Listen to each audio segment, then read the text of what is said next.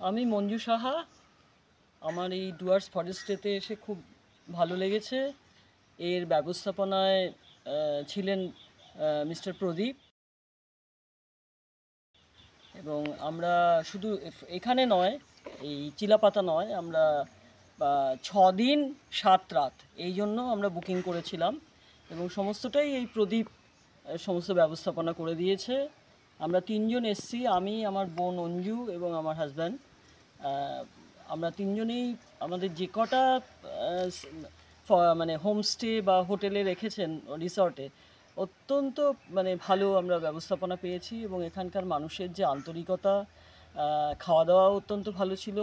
এগুলো সবই আমাদের মনে রাখার মতো, এবং আমরা যেসব সাফারি করেছি সেগুলো যারা ব্যবস্থাপনা করে দিয়েছেন তারাও কিন্তু এই রিসর্টেরই কেউ না কেউ। ফলে বলা যায় যে মিস্টার প্রদীপের ব্যবস্থাপনায় আমরা যে কটা জায়গা ঘুরলাম, এবং আজকে আমরা কুচবিহারে যাব, কুচবিহার থেকে তারপরেই আমরা কলকাতা ফিরব। এটা অত্যন্ত আমাদের স্মরণীয় হয়ে থাকবে। এখানকার প্রাকৃতিক পরিবেশ এবং মানে এই যে সবুজে ঘেরা বনভূমি,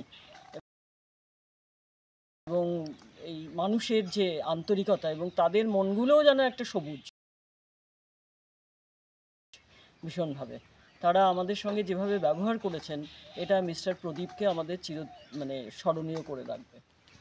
ডুয়ার্স ফরেস্টেতে আমরা একটা তো সবুজে ঘেরা ভীষণভাবে বনভূমি দেখেছি, তার সঙ্গে ময়ূরের ডাক। রাত্রিরে আমাদের সন্ধেবেলা আমরা এখানে বুড়ি বাছরা নদীর ধারে গেছি, সেখানে ময়ূরের ডাক শুনতে পেয়েছি, এবং রাত্রে যখন আমরা ডিনার করছিলাম তার একটু পরেই দেখি হাতি এসছে কাছাকাছি।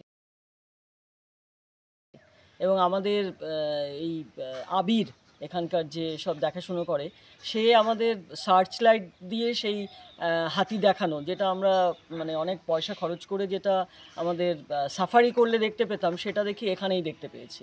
এখানে সমস্ত ধান ক্ষেত ধান হয়ে আছে, এবং রাত্রিবেলা প্রায়ই এই হাতি আসে, সেই হাতি দেখতে পেলাম। আর ওই খাওয়া দাওয়ার কথা তো বললামই, খুব সুন্দর খাওয়া দাওয়ার ব্যবস্থা, এবং আবিরের ব্যবহার, এবং আরও যারা রয়েছে 3টি ছেলে, প্রত্যেকেরই আমাদের খুব ভালো লেগেছে সবাইকে। Thank you.